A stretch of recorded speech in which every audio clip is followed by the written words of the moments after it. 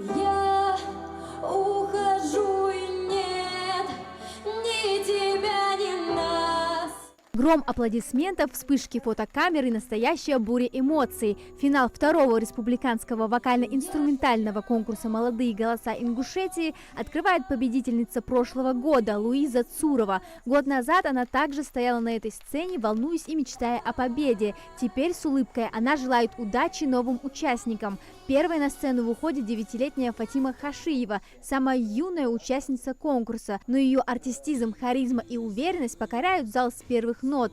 Я так хочу лететь в ту страну, где он живет. Азраил Эсиев впервые выходит на большую сцену. По жизни кадет, по призванию певец. Его проникновенное исполнение патриотической песни звучит как гимн поколению, которое чтит свои корни и гордится историей. И наши души сердец костры, как во тьме маяк.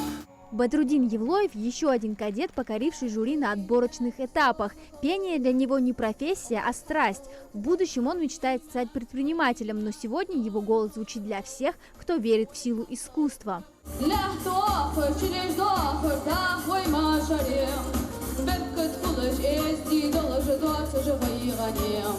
А в инструментальной номинации зрителей ждал особый сюрприз – дуэт брата и сестры, виртуозно исполнивший знакомую всем «Красную шапочку».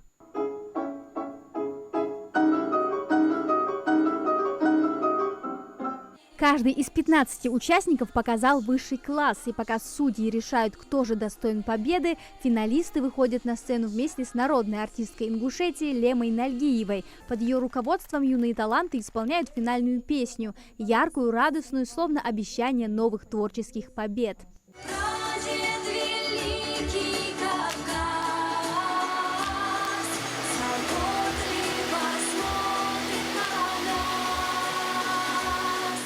Организатором конкурса вот уже второй год выступает Министерство культуры, Центр театра, кино и креативных индустрий при поддержке национальной телерадиокомпании «Магаз».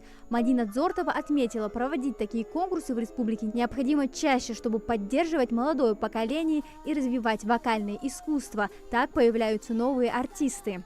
У нас дефицит этих кадров, у нас очень мало певцов, у нас очень мало музыкантов.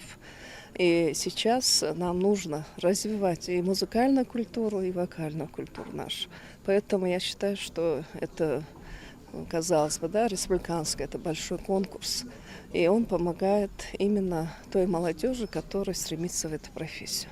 Узнать, кто же стал победителем, зрители смогут уже на следующей неделе на канале «Магаз».